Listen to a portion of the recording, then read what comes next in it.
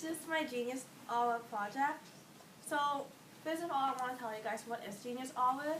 So, when I was first introduced to this topic, I thought I had to do my project on something inspirational, something when I told someone they would be in awe about and be impressed.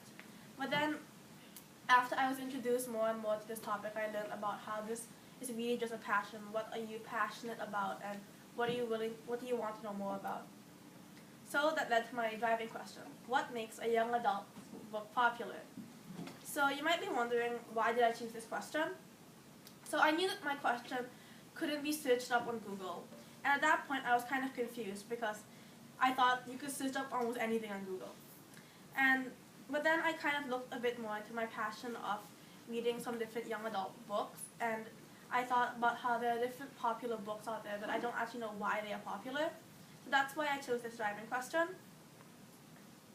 So on my first day of research, I looked at books like Divergent, The Hunger Games, and The Maze Runner, because those are three of my favorite books, and I looked at aspects like the main characters and their background, and what problems did the characters face, and if there was a movie adaptation. So pretty much what I did was I wrote down all my research on my log that everyone who was doing Genius Hour had to keep, and I just highlighted different things that I found that were in common. And then the next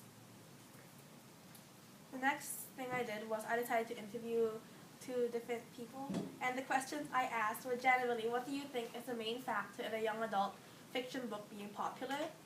Does it matter who plays the main character if it is a movie adaptation? And what type of struggles do most characters go through? So I decided to interview Monsi and Mr. Riley, our middle school literacy coach, and I interviewed Monsi face to face, and these were her answers. And she pretty much talked about, in terms of movies, it doesn't matter who is casted, because the actor needs to connect to the main character. And she said something that makes a book popular is usually interesting characters, plot, strong relationship between characters, but also the book needs to have a really powerful message.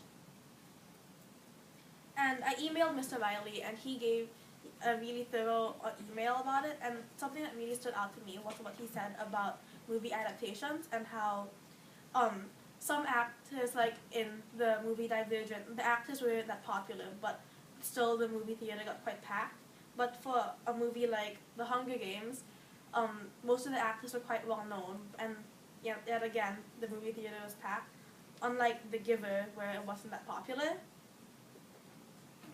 So after I got some research done, and it was coming close to the due date, and I was wondering, well, how should I present this? Who am I going to present this to? I decided I wanted to present this to middle schoolers, since I thought that middle schoolers were probably the students who could relate to this topic the most.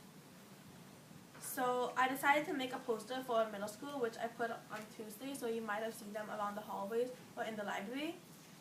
And pretty much in this poster, I gathered some of the evidence I got, and I made a plaque to go with it so that students would know why I made this poster. And my main goal for this poster was for more students to know more about young adult fiction books, and possibly to increase the amount of students who start reading young adult fiction books. And these are my sources.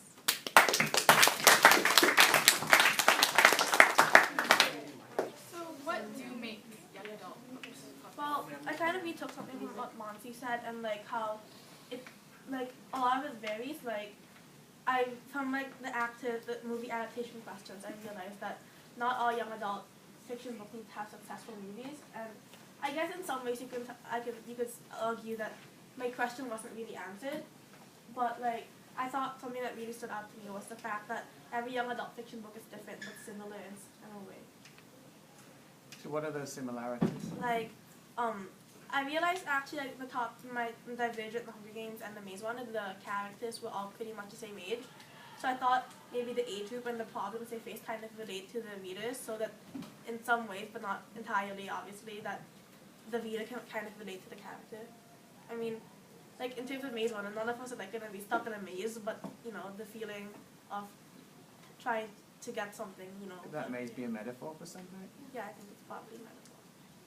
Did you look across genres, or did you look at one or two genres? Well, I decided that I would probably do this best if I chose my 3 favorite books, and those just happen to be in like the same genre, so not really. Other questions, guys? Raya? What did you get out from this agent note, or what did you learn from this? Well, what I learned about this was probably that young adult fiction books are quite like different but similar. So, and honestly, it made me appreciate young adult fiction books more. I don't know why. Did you learn anything about the process of doing this Genius Hour project that you could apply to other subjects, whether it be math, science, social studies? Yeah, I'm not sure if this will apply to math, but like more to like other subjects like that you won't always get a direct answer. You kind of need to like think of an answer, kind of like take all like your research and just kind of connect it all together to make your own answer, because you won't always just like read something and get your direct answer. It's called synthesize. I want to see the Mexican singer. I was just wondering if you saw any questions between the, like, if there was like dystopian or utopian. Well, wait, I'm gonna get a second. Like, if you notice that in the books, like, if it was